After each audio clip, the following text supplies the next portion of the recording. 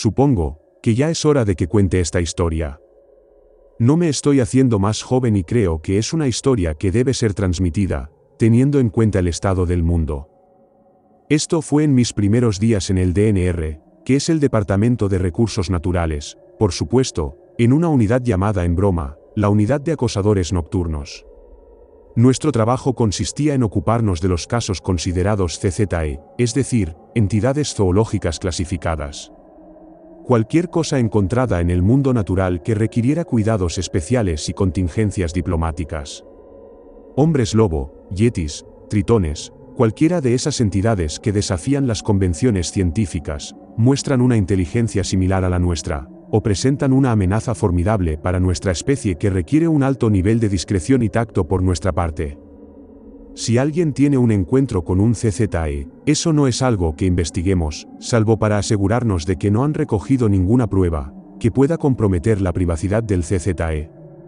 Lo que nos preocupa son los casos de contacto negativo. Si una empresa está intentando desarrollar una zona que está causando molestias a la población local de CZE, si uno o varios cazadores han intentado atrapar o matar a un CZE, si una familia o pueblo ha sido objetivo de uno o varios CZE de forma peligrosa, o, como fue el caso que describiré aquí, alguien apareció muerto en un aparente ataque de un CZE. Este caso ocurrió en el año 83, cuando todavía era un novato que trabajaba a las órdenes de Conner Duncliffe, mi mentor y una leyenda de los parques y la vida silvestre. Nos llamaron a un parque conocido como la Tierra entre los Lagos, entre Kentucky y Tennessee. Era una zona bastante popular para la caza, el senderismo y la acampada. Era verano y una familia había aparcado su autocaravana en el camping situado en la parte norte de la zona, para comenzar lo que habría sido un perfecto viaje de acampada de verano en familia. Lo que obtuvieron en cambio fue una pesadilla más allá de todo lo que pensaron que era posible. El informe nos llegó unas 8 horas después de que un lugareño encontrara a la familia muerta. Para entonces, la policía local y los guardas del parque habían revisado toda la terrible escena. La familia había sido descuartizada, despedazada por un animal salvaje o por un asesino con hacha que no conocían, y así fue como acabó en nuestro escritorio. Conner y yo fuimos al lugar de los hechos, e intentamos suavizar las cosas con los lugareños. Los mantuvimos ocupados con el control de las multitudes y el patrullaje. Cualquier cosa, para minimizar el trauma que experimentarían al tener que procesar una escena como esta. El camping parecía el suelo de un matadero. El padre estaba tumbado justo al lado de la puerta de la caravana, partido por la mitad. La escopeta que tenía a su lado, solo se había disparado una vez, y a juzgar por las pruebas, solo había dado en el suelo. En el interior de la caravana, el niño estaba en pedazos alrededor de la sala de estar principal. No podía tener más de 11 años. Más atrás encontramos a la madre, en el baño de la parte trasera de la caravana. La puerta del baño había sido arrancada de las bisagras y aplastada como una lata. Encontramos heridas defensivas en ella, así que al menos había intentado presentar batalla. Conner fue el que se dio cuenta de que también había ropa y muñecas para una niña pequeña en la caravana. Buscamos en la zona esperando y rezando, para que se hubiera escapado y escondido en algún lugar. La encontramos a menos de 40 metros, a 6 metros de altura en un pino, destrozada y clavada en una rama como los alcaudones clavan los insectos en una espina negra. Nunca había visto algo tan terrible. Conner parecía estar a punto de desmayarse o de perder su almuerzo. Jamás lo había visto tan enfadado. Después de que los dos nos hubiéramos recompuesto, empezamos con el caso. Todas las pruebas apuntaban a un ataque de un hombre lobo, lo que llamábamos un caso de Black Dog en el DNR. El padre había sido atraído, probablemente por un ruido o un golpe en la caravana. Una vez que fue despachado, la madre y los niños se atrincheraron en el baño y el CZE arrancó la puerta, mató a la madre y procedió a arrastrar a los niños para que fueran masacrados. Conner estaba convencido de que había habido más de uno, lo que significaba que no se trataba de un solitario y que era una amenaza seria para la gente de la zona. Había que hacer algo y no tenía ni idea de lo que podría significar. Después de asegurarnos de que los equipos tenían todo bajo control, volvimos al motel que habíamos alquilado en la zona. Recuerdo que Conner Pasó la mayor parte de la noche en la terraza exterior, fumando como una chimenea y con cara de estar considerando algo realmente desagradable. A la mañana siguiente no podía estar seguro de que hubiera conseguido dormir, pero me miró con dureza y me dijo que había una forma de arreglar esto si tenía el valor, y estaba seguro de que quería arreglarlo. Le dije que haría cualquier cosa para arreglar las cosas para esa familia y asintió con una expresión de condena. Me dijo que fuera a buscar provisiones para una acampada de al menos 3 o 4 días. Teníamos tiendas de campaña y luces y cosas así en la camioneta, así que cogí comida y agua y otras necesidades. Cuando volví vi que tenía una bolsa con pruebas tomadas de la escena. Cuando empecé a preguntar sobre ello, se limitó a sentir y a revisar las provisiones. Seguimos conduciendo hacia el norte de Kentucky, adentrándonos en el campo, donde la carretera se convirtió en grava y la grava en tierra. Parecía que estábamos siguiendo un antiguo camino forestal.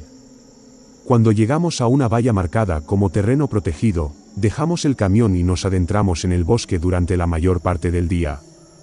Por el camino me di cuenta de que Conner recogía salvia de pradera y la guardaba en una bolsa. Habíamos traído un arco y unas cuantas flechas y Conner me dijo que estuviera atento a cualquier caza que pudiéramos abatir. Vi un conejo de tamaño decente y conseguimos cazarlo, aunque yo no era un gran cazador con arco. Era casi de noche cuando llegamos a un lugar lo suficientemente llano y abierto para instalarnos. Una vez montado el campamento y encendido el fuego, echó un puñado de la salvia que había recogido. Las hojas verdes crearon un humo acre y pesado que impregnó la zona. Me recordó a mi abuela, que solía quemar salvia alrededor de su casa todo el tiempo. Le pregunté si debía limpiar el conejo para hacernos algo de comida, pero me dijo que el conejo no era para nosotros. Había estado pensando en diferentes explicaciones sobre lo que estábamos haciendo allí, pero nada tenía suficiente sentido, así que finalmente tuve que preguntar. Conner miró la luz roja y naranja que se desvanecía y respiró profundamente. Lo que hemos venido a hacer, dijo, es algo que no hacemos a la ligera. No lo he hecho desde hace 20 años, y no creo que tenga que volver a hacerlo. Me lo enseñó mi abuelo, pero es algo que hacían los indios de la zona. Sabes que las criaturas que fueron responsables de ese horror en el parque han existido por más tiempo que cualquiera de nosotros, antes de los colonos, antes de los indios. Nuestra relación con ellos ha cambiado a lo largo de nuestra historia compartida. A veces tenían la sartén por el mango y nosotros vivíamos atemorizados en el bosque, o nosotros teníamos la sartén por el mango, y ellos se veían obligados a retroceder más profundamente, para mantenerse alejados de nuestras armas y máquinas. Como sabes, son muy inteligentes, en un nivel diferente al nuestro, supongo. Creo que fueron una especie de cruce evolutivo donde la raza humana se dividió entre la sociedad pensante y las tribus primitivas. Evolucionaron por un camino diferente, un camino más natural se podría decir. Puede que no hablen nuestro idioma, ni construyan ciudades como nosotros, pero son tan agudos, tan observadores y adaptables como nosotros, quizá incluso más, ya que no tienen lenguaje ni historias que entorpezcan su pensamiento. La cuestión es que no son animales como lo son los lobos o los osos para nosotros. Evolutivamente están al mismo nivel que nosotros, y por ello debemos considerar nuestra relación con ellos de forma diplomática. No queremos vivir con miedo de ellos, y ellos quieren que se les deje en paz. Para mantener esta paz, los antiguos humanos habían ideado una línea de contacto entre nosotros, en caso de algún acontecimiento inaceptable. Una forma de acercarse y establecer un contacto pacífico. Obviamente, esto no es algo que ninguno de los dos bandos disfrute en ningún sentido. Los hombres lobo han cultivado una poderosa desconfianza hacia los humanos a lo largo de los siglos, y no puedo decir que les culpe por ello. Nos respetan como amenaza, pero nos desprecian como especie. Esto, por supuesto, no es cierto para todos ellos. Al igual que nosotros, hay algunos entre ellos más propensos a la paz y la coexistencia, al igual que hay otros que nos aniquilarían si tuvieran la oportunidad. Por eso este contacto es extremadamente arriesgado para nosotros. Recuerdo que me sentía distante, como si lo que decía estuviera rebotando en mi cabeza y no pudiera asimilarlo. ¿Me estaba diciendo en serio que íbamos a encontrarnos con uno de los hombres lobo? ¿Incluso con toda una manada de ellos? ¿Para qué? ¿Para hablar con ellos y pedirles ayuda? Me quedé sentado como una estatua, mientras él hablaba y echaba más salvia al fuego. El ritual debía seguirse al pie de la letra. El lugar de encuentro estaba en lo más profundo del bosque, y no debíamos llevar ni herramientas ni armas ni siquiera ropa. Nada más que la ofrenda y las pruebas. Esto nos pondría completamente a su merced, que es la única manera en que nos dejarían acercarnos. Eso fue lo primero que me vino a la mente. ¿Sin armas? ¿Sin ropa? Pensé que podría estar intentando tomarme el pelo, pero cuando le miré a la cara, pude ver que no solo hablaba en serio, sino que estaba asustado. Ver a un hombre como Connor aterrorizado fue algo que nunca olvidaré. Arrojó otro puñado de salvia al fuego y lo señaló con un gesto. La quema de salvia, dijo, era parte del ritual. Los indios creían que alejaría a los espíritus malignos de la zona. Mi abuelo tenía una idea diferente de lo que era. Lo llamaba una especie de faro olfativo. Un olor fuerte para llamar su atención y que asociaban con el ritual de contacto, para hacerles saber que íbamos a intentar el contacto. Se llevó una rama de salvia a la nariz, antes de arrojarla al fuego. Esperamos hasta que la luna estuviera alta y el camino estuviera lo suficientemente iluminado, como para poder caminar en la oscuridad. Estaba mirando la luna a través de la pared de mi tienda, cuando Connor me llamó y me dijo que era la hora. Sentí que mi estómago hacía una rutina de gimnasia y me arrastré para ver que el fuego estaba apagado y que Connor ya estaba completamente desnudo. Me quité la ropa entumecida y fui a reunirme con él. Nunca me había sentido tan vulnerable como de pie en aquel bosque oscuro, desnudo y temblando. No hacía frío, pero me imagino que podrían haberme confundido con un eunuco, de lo nervioso que estaba. Agarré el conejo que habíamos matado y lo apreté contra mi pecho, tratando de sentirme menos desnudo. Antes de ponernos en marcha, Connor cogió un puñado de las cenizas de la hoguera y lo extendió, soplando una bocanada de hollín sobre mí, antes de echarse el resto encima. Caminamos durante mucho tiempo. Parecía que habíamos caminado hasta estar seguros de que el sol iba a salir. Hasta ahora, el bosque había estado impregnado de sonido. Los pájaros en los árboles, los bichos piando y zumbando. Toda la orquesta de la naturaleza. Pero en algún momento todo se volvió silencioso como la sala de una iglesia. Fue como si alguien hubiera encontrado el mando del volumen del bosque y lo hubiera apagado. Dudé por un momento hasta que recordé las instrucciones de Connor. Caminar con firmeza y calma, mantener los ojos en el sendero, no prestar atención a nada que pudiera ver o oír, y lo más importante, no mirar a nada si éste te miraba a ti. Mientras caminábamos, los únicos sonidos eran el viento en los árboles y el crujido de las hojas bajo nosotros. Hasta que empecé a oír que algo se movía en el bosque a nuestra izquierda. Algo grande. Mantuve la vista al frente mientras el sonido nos seguía, igualando nuestro paso. Entonces llegó un sonido a nuestra derecha, un gruñido profundo, bajo y gutural que hacía que todo tu interior se estremeciera y apretara.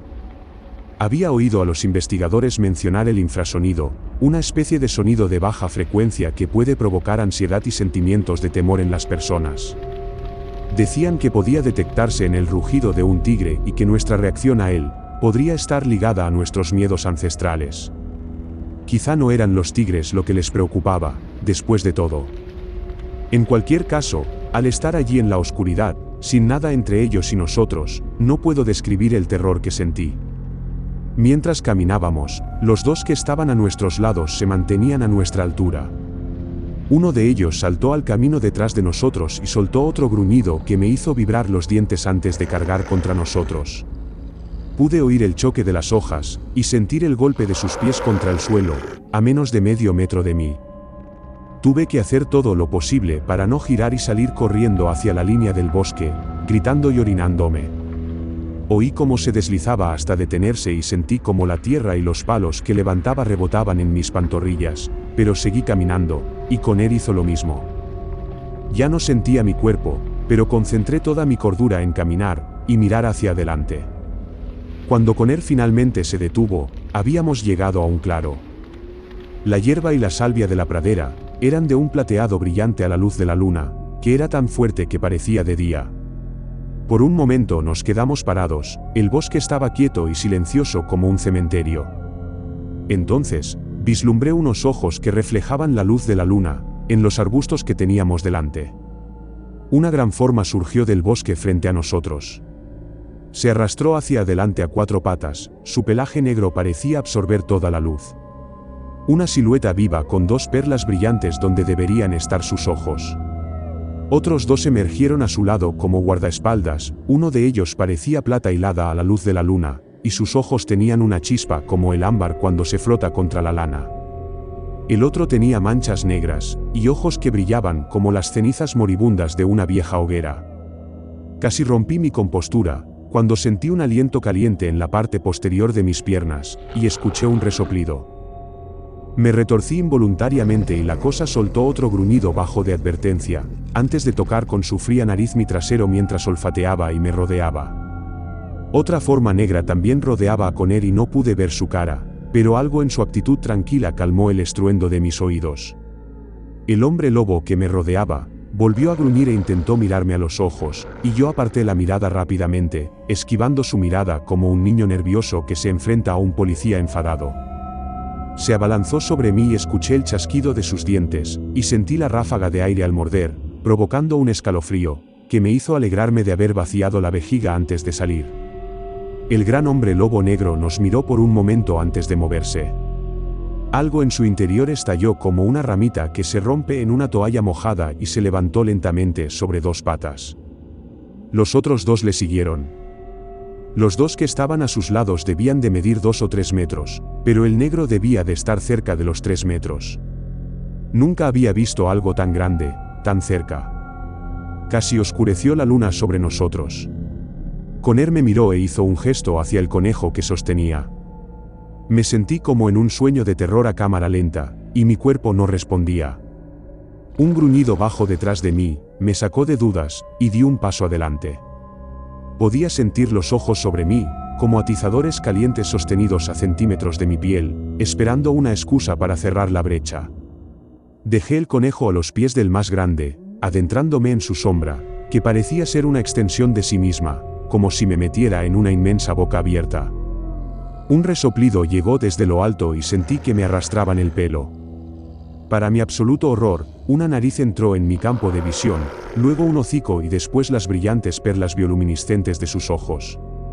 Algo me abandonó en ese momento, como si hubiera metido la mano dentro de mí, y hubiera cogido algo. Aparté la mirada de aquellos puntos de luz, en la masa negra que tenía ante mí, con gran dificultad. Luego di un paso atrás, acercándome con cuidado al lado de Connor una vez más. El mayor olfateó el conejo antes de hacer un gesto a uno de los asistentes, que agarró la liebre con una mano. Parecía un gorila sujetando un gatito, aunque pensaba que el conejo había sido bastante grande para su especie. Desapareció en el bosque y Connor sacó la bolsa de pruebas de debajo del brazo. Empezó a sacar objetos y los puso en el suelo ante él. Había un trozo de tela ensangrentada, un anillo de bodas manchado de sangre, un zapato de niño, y por último, un mechón de pelo dorado. El alfa olfateó los objetos con atención, gruñendo por lo bajo al llegar al pelo. Se puso a su altura y observó a Connor, mientras sacaba los últimos objetos de la bolsa. Un puñado de pieles encontradas en la mano del padre, muestras de saliva tomadas de los cuerpos, y un pequeño frasco de tierra empapada de orina, tomada cerca del lugar. El alfa olfateó estos objetos y resopló antes de gruñir y ponerse en pie. Gruñó profundamente por un momento, antes de volverse para desaparecer en la oscuridad con un breve paso, cubriendo la distancia hasta los árboles como una nube que pasa frente a la luna. Los demás no tardaron en seguirle, mirándonos con gruñidos bajos de advertencia. Cuando se fueron, Connor y yo nos quedamos impactados, hasta que los sonidos del bosque volvieron tan rápido como se habían ido. Parecía que se me había quitado un gran peso de encima, y sentí que me iba a desmayar. Connor inspiró largamente y lo soltó lentamente, temblando apenas. Me miró y sonrió. Creo que le gustas, dijo, y yo casi me caigo al oírlo, con las rodillas ligeramente dobladas. El viaje de vuelta al campamento pareció ocurrir en tiempo doble, como si alguien rebobinara una cinta. Una vez que encontramos las linternas, Connor y yo nos pusimos la ropa y nos metimos en nuestras tiendas sin decir nada. Me sentí como si no fuera a dormir nunca más, con el corazón retumbando en mis oídos, pero terminé por quedarme dormido casi tan pronto como mi cabeza tocó la almohada. Los días siguientes los pasamos acampando y esperando. Connor me había dicho que teníamos que quedarnos en la zona, hasta que tuviéramos algún indicio de que habían hecho algo con nuestro problema mutuo. Me habló de la primera vez que realizó el ritual de contacto. No había sido aquí, aunque dijo que había contactado con esta manada antes. Al parecer era algo que se hacía en todo el país. El ritual cambia ligeramente en algunas zonas, pero el propósito era el mismo. La tercera noche oímos unos aullidos lejanos, profundos y penetrantes incluso a distancia. Sonaba como una manada de lobos cantando a coro, todos aullando y aullando a diferentes volúmenes e intervalos. A la mañana siguiente encontramos, tiradas en el suelo ante nuestra hoguera, 3 enormes manos con garras, cortadas por la muñeca y alineadas. Connor sonrió cuando lo vio. Parece que se han ocupado de ello, dijo, levantando una para examinarla. Me entregó una de ellas, y la sentí más pesada de lo que parecía, como si sostuviera un arma por primera vez.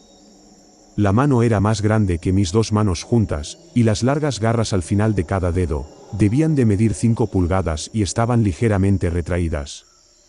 El pelaje de cada una, era de un color diferente, y cada una era claramente una mano izquierda. Connor puso cada una en una bolsa separada, y dijo que los chicos del laboratorio estarían encantados con ellas. No tuvimos noticias de ninguna otra actividad en la zona, y dijimos a todo el mundo al que estábamos autorizados a informar, que la situación estaba resuelta y que habíamos realizado un contacto muy exitoso. Después de eso me sentí un poco como una celebridad en el DNR. Fue algo que nunca olvidaré, y algo que no me plantearía volver a hacer, a menos que la situación fuera grave. Aunque, con los informes que estamos recibiendo últimamente, puede que tengamos que volver a hacerlo muy pronto. No sabemos por qué se han vuelto más activos y agresivos últimamente, pero ciertamente hace que la paz continua entre nosotros sea cada vez menos fiable. Lo que eso significa para el futuro, solo puedo temer lo peor.